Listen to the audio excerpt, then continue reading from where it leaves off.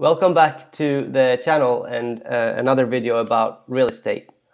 Today's video is a little bit of a, I guess, a day in the life of sort of thing. I have been pondering something to increase our cash flow, and I wanted to share it with you, the idea and the thoughts we have on it and what to do about it.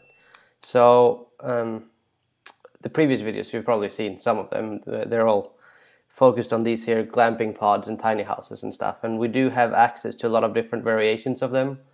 And an idea we've had since then is, I was out driving the other day, and I'll go out and get a shot of this thing again now that I'm headed out to go check some property. But there was someone put a little shipping container and rebuilt it to a tiny home, then put it on pontoons. So they made a little houseboat, more or less.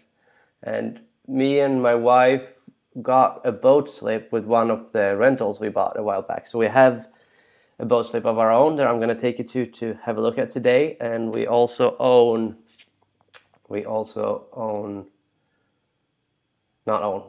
thinking about buying a second one that's on an even better location, I think, and it's got a better, more simple access. So this idea we're pondering is if we could maybe put the glamping pods, I think I have some, I'll show you here.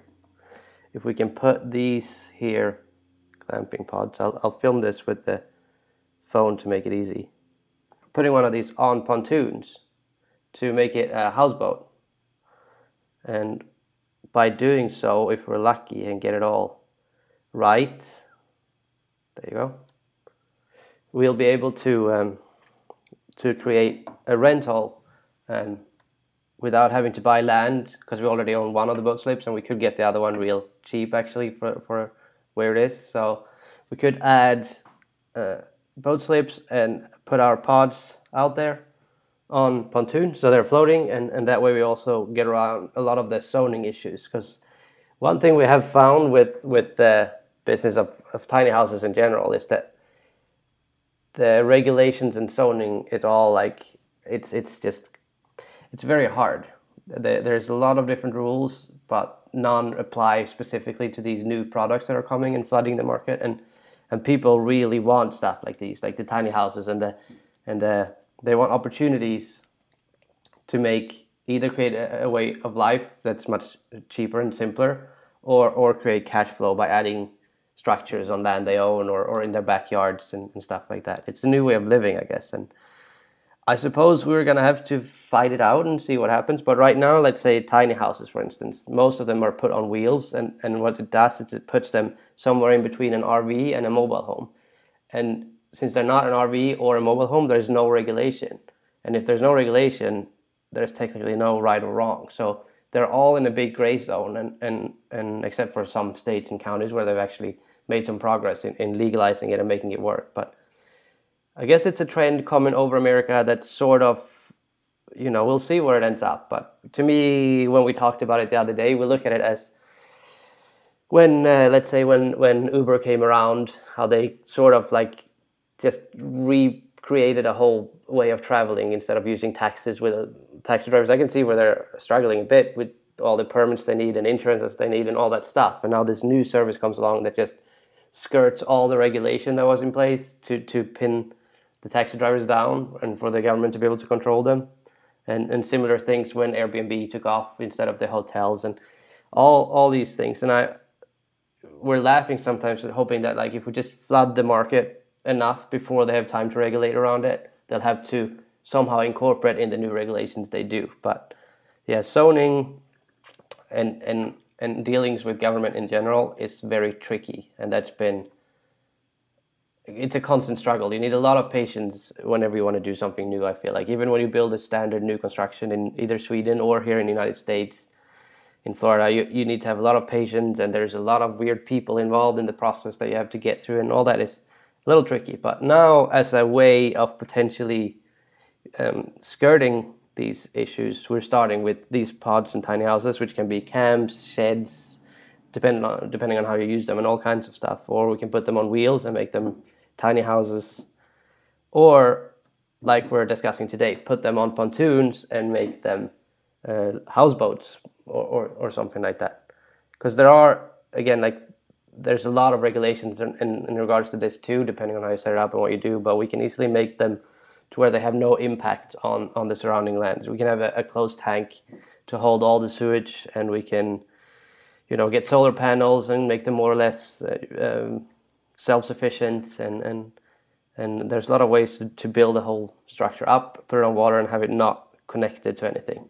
There is ways to clean water as you take it up, even you get salt water clean enough to drink. So that could work, something like that. So okay, here we are. This is where the boat slips are at. So surrounded by water, there's water over there, water in here, water all around. And the boat slips we're talking about are these ones here. There's one for sale actually. Looks like it has been for sale for a while. And this is how it looks. So the one I think is offered to us at a good rate is this one here potentially, or one of these. You see there are some old docks and stuff around,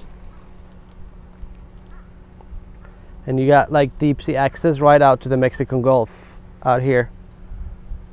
Nice clear water.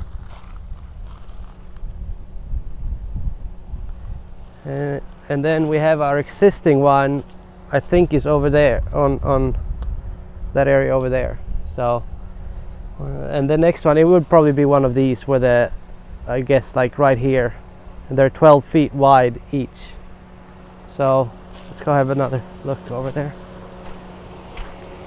This one over here is where we have an existing one, and I saw this shed was actually for sale too.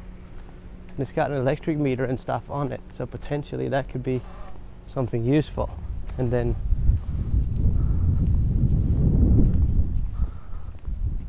yeah, we might need to call on this, because if you buy this shed, it's actually better than the one down there. And then we own, oh, there's water too, and then we own the slice here. Barely see it, but this is technically our lot down to the water there. It's all pretty interesting, I'd say. It's definitely worth investigating a little further, especially seeing that they were allowed to put that structure up with electricity and water, which means you might be able to get county water and sewer and stuff to the boats if you put them down here.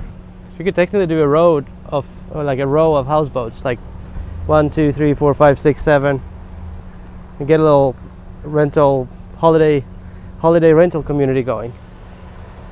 Interesting.